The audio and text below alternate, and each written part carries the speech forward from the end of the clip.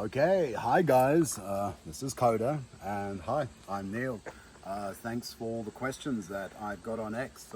So many more questions than I expected, so this is a Q&A session for me to discuss the most interesting questions that I found on X. All right, Ben Mitchell, thank you. You can buy a Model 3 battery pack second-hand here on eBay in the UK for £2,300 to £4,000. Mated with a 10.5 kilowatt single phase inverter for about 1100, or a 3-phase, which is about 1800. I would have had that all done for 10. You would have had that all done a lot cheaper. 10k seems like a lot. Yeah, absolutely 10. Ideally, I would have taken a Model 3 battery. However, getting a Model 3 battery to fit into this and still have a usable truck bed is a problem. I didn't want to mess around with the Tesla electronics too much and go through the learning curve, so I opted in to go for batteries that I understand, that have the ability to simply charge and discharge when I need them. And yeah, very, very valid point. Your point on the inverter.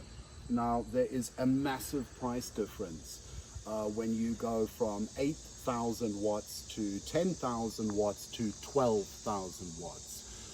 For example, the AMP INV inverter, which is the one that I had, was a 6,000 watt pure sine wave 220 inverter, and that's $780 bucks.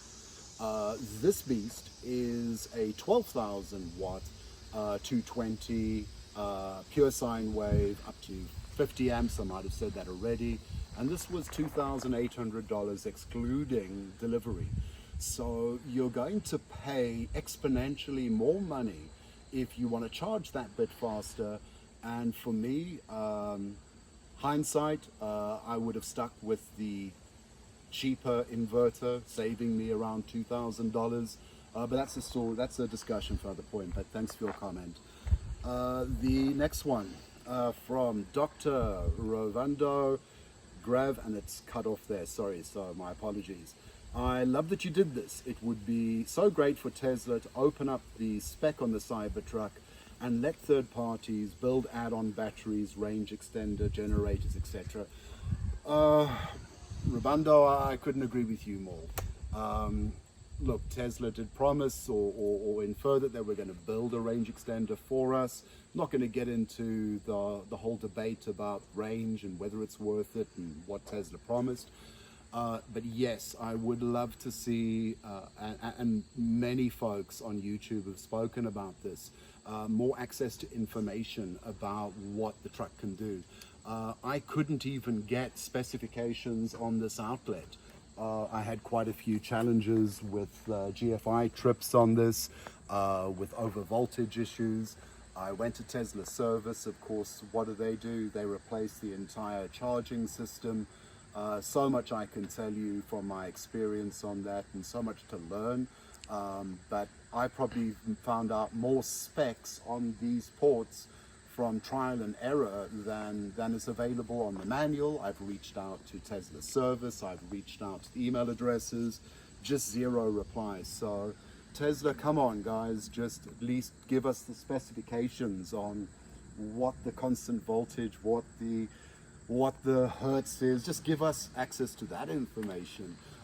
Additionally, as you know or may know, the Cybertruck specifically has 2 additional ports on the main battery. One is set aside for the auxiliary battery, and that is not going to be used because Tesla scrapped the range extender. Secondly, there is a port for the inductive charging, which has just also recently been scrapped. These are 2 ports that I could potentially connect this thing through, so I don't have to, plug in the way I am. So absolutely, please, Tesla, reach out. Maybe this video will inspire somebody from Tesla to reach out, and maybe off the record give me a little bit of help as to how that can help, how they can help. Detroit Tesla. This is great for someone like me that runs a business and sometimes has to stop 20 minutes at a supercharger in order to make it home. I can get 100 miles of range back into the battery while I'm at my job site for 7 or 6 hours anyway. Spot on, buddy. Spot on. You got it. I live about 100 miles from this location. I can get here, I can do what I want to do here, I can get home, but I get home with 5% battery. You know what, on a Sunday night at 7, 8 o'clock, I don't really want to stop and supercharge. So for me, while I'm camping, if I feel a bit of anxiety, I can top up and give myself an extra 50, 60, 70, 80 miles of range and not have to charge. So yeah, exactly, that was the use case. Bits for me. Hey, Bits for me, thanks for the question. What about strapping on a Powerwall? Okay, so I've got the Tesla Powerwalls. I got the Generation 2 Powerwalls around 5-6 years ago. Tesla will remember me well, specifically around the roofing. I'm one of the few people that took on Tesla and I won. Very expensive. Don't go to arbitration, folks. You know what, just people screw things up, suck it up and just move on, because the lawyer's going to make a lot more money than you do. But I won. And side issue, why did I not opt for the Powerwalls? Yeah, Powerwalls are great. It's the wrong size. It is too big. It is too expensive. You're talking 4, 5, 6, 7, 8 grand per Powerwall, and that delivers 10 kilowatts in Generation 3. To deliver 10 kilowatts of power using these batteries is going to cost me less than 2 grand compared to 10. Plus, I don't have to deal with all of the lack of information, the proprietary software, all of the awesome and very important safety features that are built into those Powerwalls, but are not appropriate for when you need power out in the forest and something's tripped out. Tesla Pilot, Mark Peacham. I think that's fantastic. Are you concerned with water ingress issues? As this is where most of our tonneau leaks are located. So Mark is referring to right above the inverter, and Mark, you're absolutely right. I was pretty anxious about that. Fortunately, I've not had any leaks. I've also got Tesla Springfield to do the tonneau rework. For those of you that have Cybertrucks, you are eligible for a tonneau rework to make sure that the tonneau does not leak. In the event that I was driving through heavy rain, I would put a tarp over that inverter. All of the batteries can handle water. All of the wiring can handle a certain degree of water. And of course, yeah, I'm not too worried about it. Okay, pay me in crypto at always winning 69. Maybe make this a third-party battery pack installation kit for Cybertruck owners and make some money out of it at the same time. I thought about that, yeah. I considered, building this out for people. We live in America. I'm going to get sued. And the average man in the street does not understand enough about electricity. I also don't want anybody to get hurt. So my idea is to rather empower people, show people what I did. And those of you that are prepared to build it out yourself, you'll learn enough about electricity to protect yourself, your kids, your pets, etc. But no, I don't intend to monetize this. I intend to move on to other exciting projects. Mark M from EV Day Explorer. It looks like a bunch of server rack batteries with an EG4 inverter. Buddy, you nailed it. That's exactly what it is, and that's all it is. These aren't even server rack batteries. These are literally the cheap chins batteries at $1,000 a pop. The server rack batteries I did experiment with.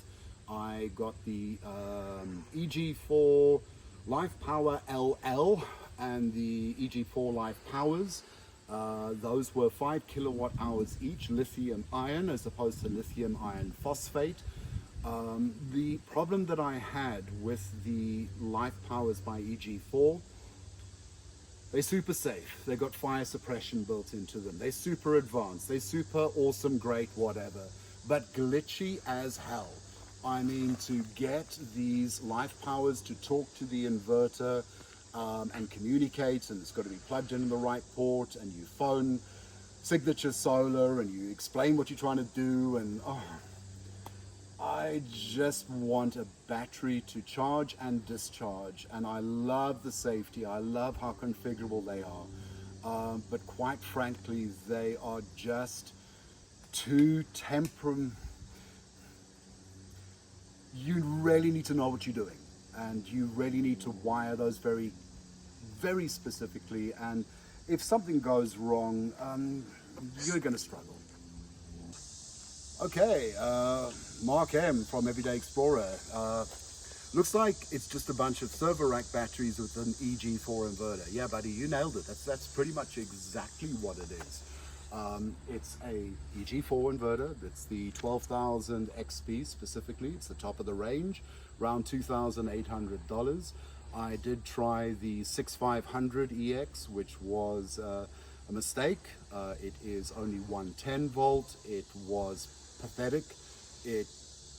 I spent 6 months trying to get it to work. Turns out it's faulty. I have tried various other inverters. To point to the batteries, they are pretty much server rack batteries. I did actually try the Life Power 4 LL and the Life Power 4. I abandoned that because I had massive problems with actually getting these batteries to communicate with the inverter reliably. They would go into safety mode. They needed dip switches configured, and I just didn't have the patience. When I want to charge a battery, I want it to charge. When I want to discharge, I want it to discharge. So these are pretty dumb, and they're pretty cheap, and they work. Okay, Nirav Patel.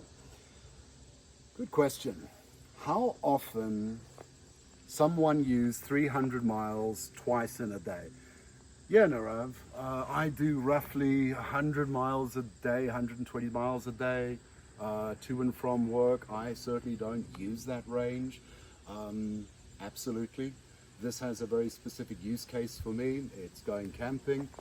It's also from a grid down perspective. It's from a redundancy perspective. I'm just a geek and I love doing this kind of stuff. So yeah, I'm not going to use 300 miles a day. The Tesla supercharger infrastructure is perfect. It's great. It can be pricey.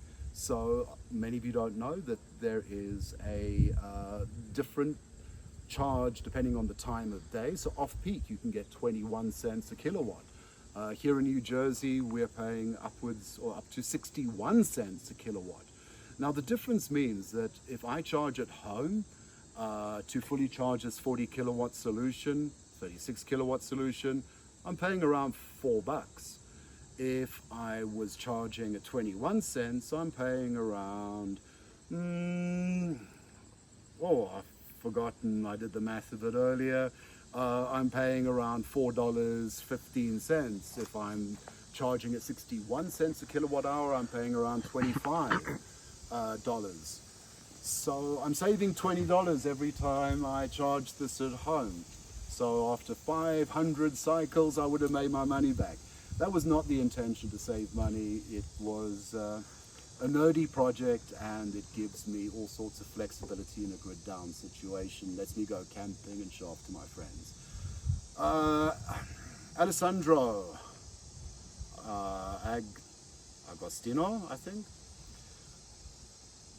The use of it in daily rides, how long it takes to get 100 miles more at a supercharger. You'll never recost the money, nor the time you've spent for the few times you really need it. You know it, but it was just a challenge, I suppose.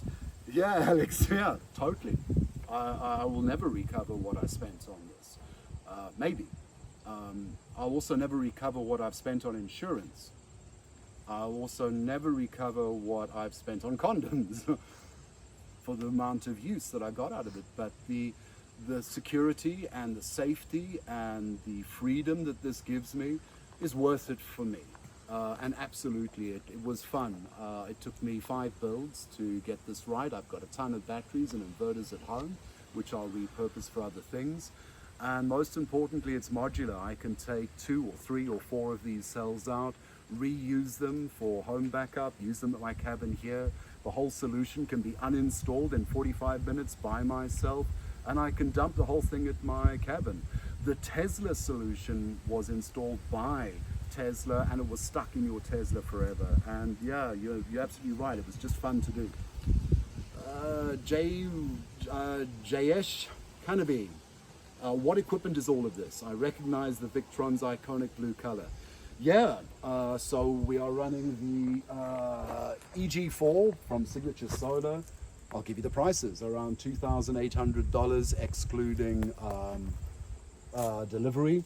The batteries are available on Amazon. They are at a great price at around $1,068 per battery. I've got 5 of them. The nice thing about those batteries, they allegedly will give you a couple of thousand charge cycles. We'll see, time will tell. I did get a good overview of what these batteries are capable of and their build quality from Will Prowse. Shout out to Will Prowse, love your work, brother. You inspire me to do this stuff, so thank you. Victron distributor, that was around $150 also on Amazon. That's really just to make sure there's an equal distribution between the cables and the batteries and the distributor and the inverter. The cables, again, Amazon. I bought the high quality, whatever gauge battery cables, all equal length. Those were probably about $300 worth of cables to connect that lot. And then the Tesla wall charger. I chose the Tesla wall charger because it provides 48 amps, which charges faster than the mobile connector, which is 32 amps. And 48 amps makes a big difference when you've got a truck this big. So those are really the components. The additional chargers that you're seeing at the top, those come shipped standard with the Chins battery. And they also come with the little screens that you're seeing on each individual battery, plus all the bolts and cables you need to connect that. So great value. The other components that you are seeing, that's it. Really simple. So that's the list of components. I do have a list of all these components, the price, the Amazon links, all of this you can buy on Amazon. And for those of you that are interested, I'll do a build of how you connect it all. All right, Brian A. Silva. Have you thought about a way to disconnect and remove easily?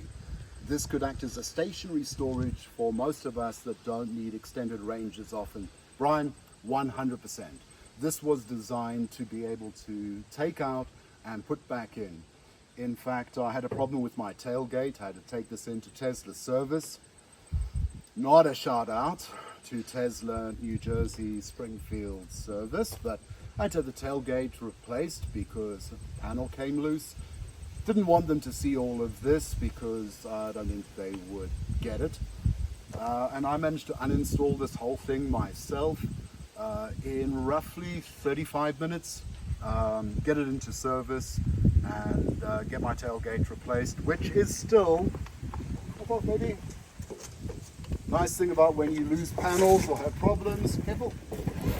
You have things replaced, they give it back to you in the standard color, so I guess I'm doing a rewrap there. Yeah, nice. Let's not talk about Tesla Cybertruck panels. So absolutely, the solution was designed to be able to repurpose it. I'm not sure how long I'm going to get a kick out of this. So yeah, absolutely. Dead easy to take out. Enrique Serrano. This is dope. For your information, EV West has a NAX inlet. So you can use the same plug you use for the Cybertruck plug on your hitch. Absolutely, I'm very aware of that, Enrique. In fact, great little piece of kit. I think this is very similar to what he's talking about. This is the NAX adapter, and absolutely, you plug your Tesla wall charger in there, and that is, warning, going to give you 220 out. You can make that with something like, thanks Coda. All of this stuff is available on Amazon, by the way. You make that with this bad boy, right? It's going to take the 110 there, and it's going to give you a I always mix these up. The NEMA, ouch, the NEMA 1450 connector, this NEMA 1450 connector there, and you've got little outlets there. So what is this doing? This is going to allow me to put 220 straight into that inverter if I want to, in much the same way, sweetie, there you go, in much the same way that I'm doing with the RJ40, RJ45. I mix up all the names of these things, right? So yeah, absolutely available. By the way, all of this stuff is available on Amazon. This guy, I'll send you the links. This was like 20 bucks, totally worth it. Folks, please use this very carefully. You need to understand what you're doing with electricity with this.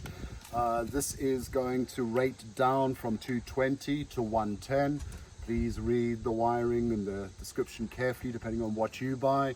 What's quite nice, have little trip switches here. So yeah, I'm aware of that solution. Thank you. All right, sit baby. Yes, future_yes. Awesome. How much does it weigh? The total weight of this is around 800 pounds. Each battery is around 136 pounds. The inverter is around 150 pounds. So a total about 800 pounds. Gat prep or GAT prep. What about buying a more efficient car like a Model 3 so you wouldn't need a range extender? Gat prep or prep gat or... That sounds like a South African. I'm a South African. Prep gat. Ek hou daarvan. I've got a Model 3, buddy, and I couldn't agree with you more. My Model 3, I'm getting under 200 kilowatt hours per mile. Sorry, 300 watt hours per mile. This does nearly 400. So yeah, I get double the range out the Model 3, absolutely. Couldn't agree with you more, but I have a lot more fun in my Cybertruck. I'll do separate videos of what I get up to in this. Ben Wright, first off, that's a brilliant piece of engineering. Thank you for the compliment, Ben. It's, I don't know if it's engineering, it's just bolting together shit you buy on Amazon and blowing a few things up, electrocuting yourself and scaring your dog sometimes. But thank you for the compliment. But now you've got extra range but no bed space. So why not just have a different vehicle altogether? This is a criticism of the Cybertruck, not delivering on their promise, not your project. Mixed feelings about the whole promise versus what was delivered thing. Yeah, I mean, I saw this thing come out in 2019. I spent the whole of COVID watching every Sandy Munro video, looking at the teardowns, understanding the technology, every interview. I know every inch of this vehicle inside and out. Kept me sane through COVID, gave me something to look forward to. I actually started saving for my Cybertruck the day I ordered it, which was the night of reveal. And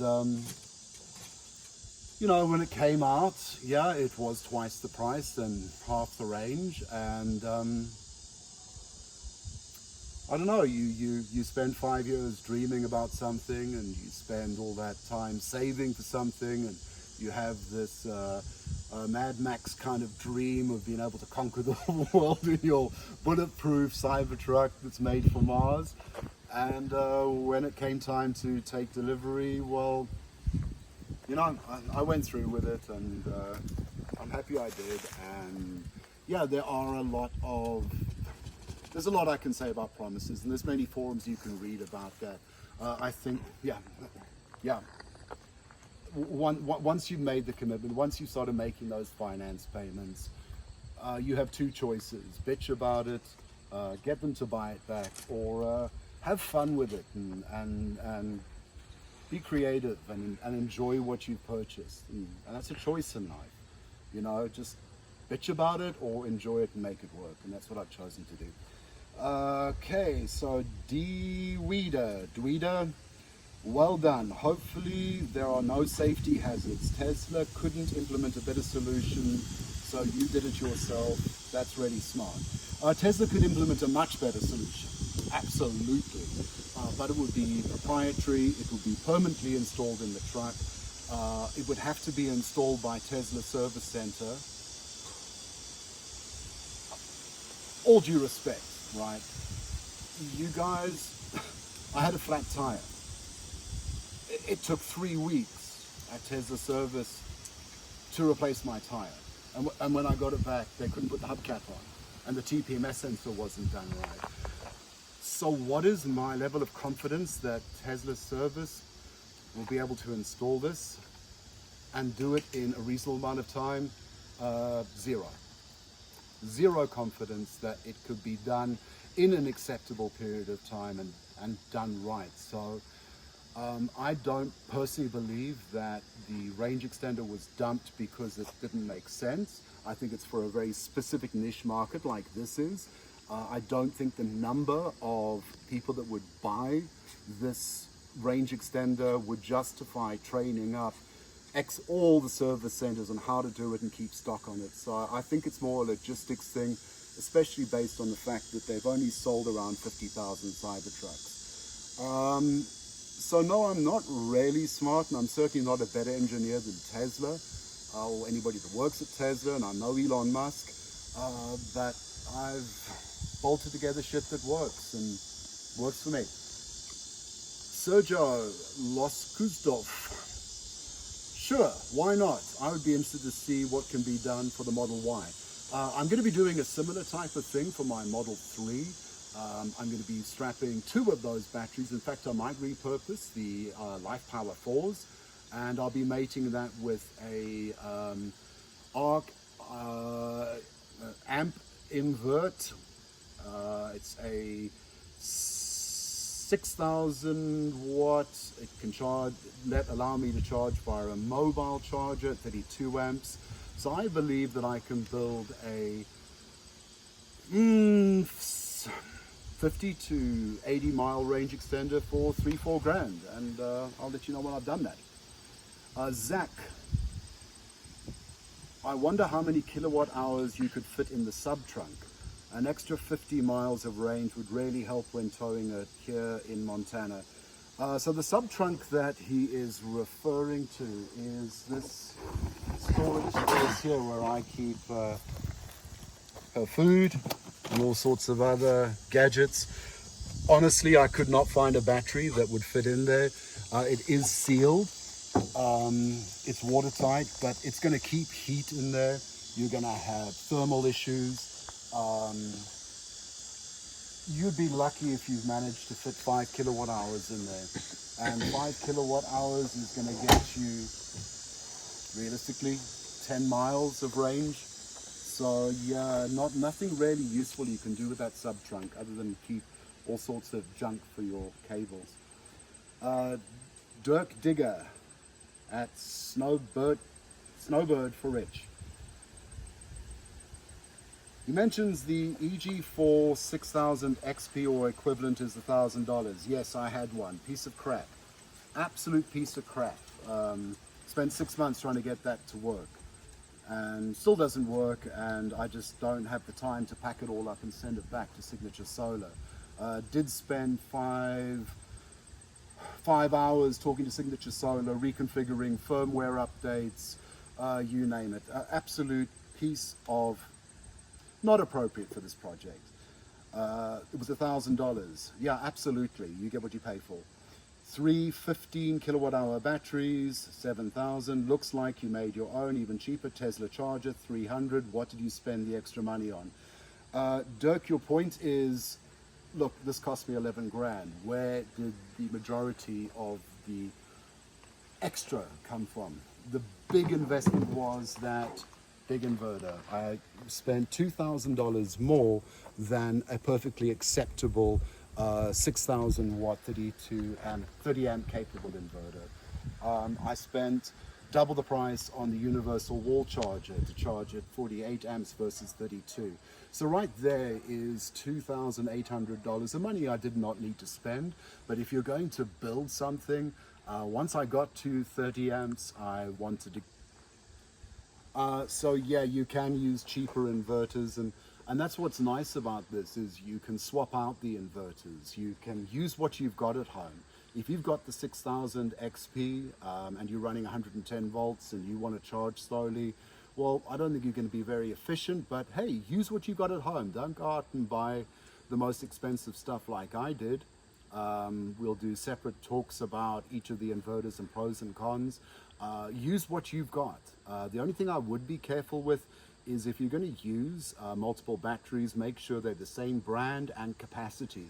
You don't want two different capacity batteries on the same parallel connection. You're going to run into some issues there. Quick comment on the batteries. I have chosen the Chins battery using the lithium iron phosphate chemistry as opposed to lithium ion. The lithium iron phosphate has two advantages and one disadvantage. The one disadvantage is your weight to power ratio is, or power density is less in lithium iron phosphates. In other words, you get a little bit less power for the same weight.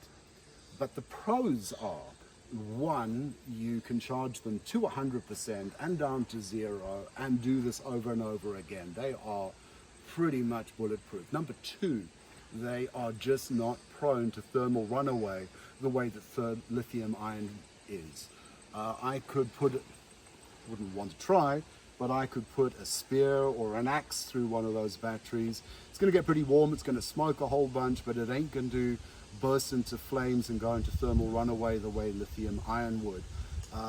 Lithium iron phosphate for me offers me safety in the event of a crash, a rollover, and these things spray all over the highway and come loose. I don't want to create a risk of fires burning all over the place. I certainly don't want a fire in the back of my truck. So these provide a degree of safety compared to lithium ion. Okay, F. Elon Musk.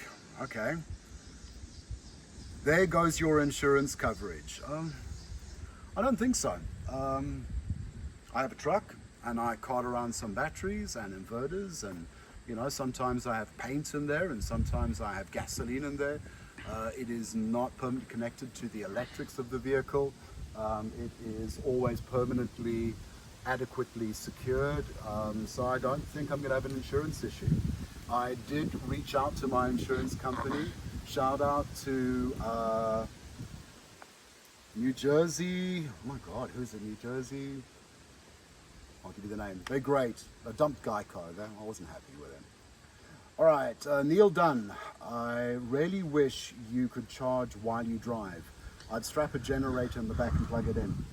Neil, absolutely. I can charge this while I drive. I can plug in any size generator I want, from a 110 volt 1000 watt right up to a 24,000 watt 220. I can put those generators in the back. I can plug in any number of the chargers, and I can charge up the battery bank from a generator as I drive. Obviously, you want to keep this open, and you'd want a generator that is carbon monoxide sensing. So I can charge the backup battery while I drive, but I think what you're really referring to is I wish I could charge the truck while I drive. I've mentioned before that there are two possibilities. There's the inverter, the main battery pack has two specific ports, the inductive charging ports, which they're not going forward with, and the auxiliary battery port. Cannot get any information on this, cannot get any specs on it. Pretty sure that it's locked down in terms of its accessibility via the onboard computer. And frankly, I don't want to mess around with stuff that I don't know about and risk voiding my warranty, damaging the truck, etc. So if anyone out there knows more about those inductive charging ports or knows any specifications on the auxiliary charging ports, please let me know. I'd love to collaborate with you. Rod Kuna. I can't think of a use case for this. How often do you find yourself 100 miles from a supercharger? Also, it sounds more like an emergency reserve rather than a range extender. Yeah, Rod, I think you're right. I don't believe you're ever more than 100 miles away from a supercharger. Yeah, I'm lazy. I like to save money when charging. I like to be prepared for what if there was a grid down situation. I like to know that I can go out to places like this and relax and enjoy myself and use the Cybertruck for my stove and my camping and my smoke machines and whatever else I do, and not start freaking out and switching stuff off when I get to 30-40%. So it has a use case for me and for many other people. But yeah, I agree with you. Chris Pierce. I have an extra LG Chem solar storage battery just sitting in my garage, 9.8 kilowatts, wondering how hard it would be to use as a range extender. Chris, go have some fun with it, brother. You're going to need the battery, whatever you've got. You're going to need some type of inverter. I strongly recommend an inverter which is 240 volt. Your 110 is just not going to be viable. So get yourself a 220 volt minimum 6,000 watt inverter and have some fun with it. Depending on how efficient your inverter is, and you really do want to look for pure sine wave inverters here, your 9.8 kilowatt hours, I'm guessing probably usable 7 kilowatt hours on a Cybertruck would probably give you, 14, 20 miles range. If you've got a Model Y or a Model 3, you're going to double that. So use what you've got, buddy. Don't be afraid. Go watch YouTube videos. Follow Will Prowse and a few other boys and experiment. Set it up in your garage. Play around with it and have some fun with it. Has some value. Use what you've already got. Don't go out and buy stuff. Experiment with it and collaborate with other folks that are similar minded, and yeah, go ahead, do it. It's going to be great fun. You're going to learn more about electricity, you're going to learn more about solar, you'll learn more about batteries, you'll learn more about becoming more self-sufficient. So go for it. The Wolf of Wi-Fi, Jeff Keenan. What is the point if not connected to the main traction battery? You're better off leaving it at home and using a supercharger. Yeah, Wolf, got a point. I would love to get this to be able to charge directly, but for my use case, I don't mind waiting a couple of hours while I'm camping to charge. It's a fun project, and I think I've answered that already, but yeah, valid point.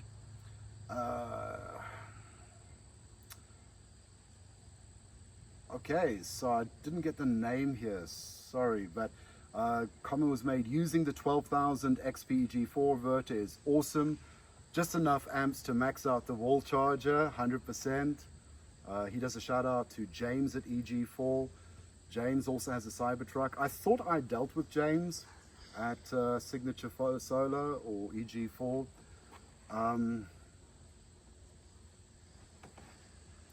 The folks at Signature Solar, at least they answer the phones, at least they have that tech support. The EG4 escalation team, at least they're available. Unlike many other battery and inverter providers, they didn't really understand what I was trying to do with putting an inverter in a truck. So James, please go and have a chat with your guys, and when they tell me that I cannot do this and should not do this, maybe there are some valid use cases. So yeah, shout out James. Joe Smith. All right, very cool, but couldn't you accomplish the same thing a lot cheaper with a lot less effort with a small 240 volt generator and a couple of jugs of gas? No, you can't. I tell you why, because you would need a 12,000 watt generator, which is going to weigh a hell of a lot, and you're not going to get this in and out of the truck easily, and you're going to need to run that for 2 to 4 hours in an environment that maybe you can't. So I can connect any type of generator to this to recharge. But yeah, generator did not suit my specific use case for what I was trying to achieve. All right, Brian Keynes. Very cool. I just wish I could get 500 miles range under the bed. Wanted the range extender too for towing, but really didn't want to lose the bed capacity. Yeah, the size of the battery cavity would support that. Tesla chose to halve that, I think for safety reasons and because we do have the supercharger infrastructure. I was very similar to you. I was anxious of losing a third of the bed. Yep, I've lost a third of the bed here. The difference is that I can take this out in 45 minutes and use the bed if I need to. Chase Fonte, how is the EG4 equipment holding up to vibrations in the bed while it's moving? These were designed to be stationary mounted on a wall, for those who don't know. Yeah, not only is it supposed to be mounted on a wall and stationary, it's not supposed to be horizontal, it's designed to be vertical. For the duty cycle that it's doing and the amount of hours that it's clocking up, the thermals are under control. In terms of vibrations, as you know, the Cybertruck has really good suspension. I don't do a heck of a lot of off-roading, believe it or not. So far so good. But to your point, I'm not entirely convinced that this is the ultimate dependable solution long run. And I'm actually going to be downgrading this to a cheaper inverter that I originally bought, which costs $800. And I'm going to repurpose this for my off-grid cabin because it's an expensive piece of kit. Okay, Koshunu, you should do this. Elon abandoned the integration because they couldn't make it. Koshunu, I'm very sure that Tesla can make this. I'm very sure of it. I think the problem is the volume of the potential market segment. And I think the problem is the Tesla service centers actually having to install this. Alexander Garanes. Yes, I would love a range extender still. I still love my Cybertruck, but I did buy it with the idea of 500 miles. That would be enough to get me to Whistler for skiing, with enough spare charge for safety. Yeah, I agree with you. I was pretty butthurt about the reduced range. I was exceptionally butthurt about them cancelling the range extender, so I built my own. Yeah, I agree with you. Really cool design from Michael M, he's built a very similar thing, but he's made it a trailer, which I really considered. I just know myself that I'm not going to hook the trailer up and disconnect it. And then, of course, driving with that around to superchargers is a problem. But absolutely, you can pack this whole thing into a separate trailer, keeping all your beds separate. E.T. Elon would be proud. Yeah, Elon, I think you would be. I'm South African. I'm a similar age. Elon and I grew up within like 50 miles of each other. We say in Afrikaans, 'n boer maak 'n plan, which is a direct translation is a farmer makes a plan. We use what we've got to get stuff done. So yeah, South Africans are pretty innovative. I don't think Elon would be impressed. This is just what South Africans do. Tyler Marks. Is it actually integrated with the vehicle at all? As it does the car know how charged the extra pack is? And is it integrated into the UI? Is it charged separately from the vehicle? Does it provide power to the Cybertruck while you're driving, or do you have to stop? No integration into the Tesla electronics, into the UI. The truck has no idea that the range extender is there. Think of it as a solar generator, a jerry can in the back, and when you stop, you can charge. That's it. Until we can get more information on those additional ports, that's where we're stuck at the moment. Chingo Dino. Imagine trying to convince people that EVs are superior. Yeah, all you need to do is spend an additional 11 grand and have an engineering degree, and then the truck will almost do what the manufacturers promised. Cool, huh? can we all just admit EVs are cool toys for geeks? Yeah, I'm cool with that. I'm a geek. It's a cool toy. Yeah, totally cool with that. EVs are not for everybody. You know, I remember when I tried to tell my mom about cell phones back in 2002, and it was absolute garbage. Well, now she is anxious that her phone might break and she needs a spare. Go drive an EV, and like many of my friends, you may change your mind, but I'm totally cool with being a geek. That's fine by me. Adam Klodwinski. Let me get it straight. People buy fully electric truck, then realize its catalog range is just a lie. And then they add petrol, diesel generators, get the proper range. Wouldn't it be simpler to add a fuel truck to a fuel tank to a diesel truck? Yeah, Brown. And it would also be easier to get a horse. And it would also be easier. We don't do shit because it's easy. All right? We do shit because it's fun. Yeah, I've had a diesel truck. I loved my diesel truck. I've had a Ford F-150. I love my Ford F-150. This is something new, it's something exciting, and I don't need to get into politics and get my panties in a twist over the whole issue. I'm having fun with it and embrace technology, because people like us that buy this technology will make it available affordably for the next generation. This is how you landed up with a diesel truck, right? When people were asking about the horse and carriage, like why the hell you want an exploding machine with dinosaur juice, all right? Okay, somebody had to be that leader to go and do things for the first time. So yeah, I'm cool with that. And keep your truck and run your diesel, and I'm cool with that, brother. Maddie McFly, who is this? Maddie McFly, who is this for exactly? Who's driving 500 miles on such a regular basis that an 11K option is required? Maddie, who's this for? It's for me. It's for me. It's not for you. It's for me. And it's for anybody else who wants it, okay? How would you justify spending 11K on subwoofers or on other accessories? It's for me. And it's for anybody else who's interested. Convergence Agent 7. Man Max is proud. Now you just need to slap on flex solar panels on the surface of the trailer, make it expandable when parked, draw some skulls, bones, bull heads on the remaining surfaces, and all said. Way to go, brother. Yeah, Mad Max is definitely, oh yeah, I'm all about that. Yeah, I agree. All right, that's it.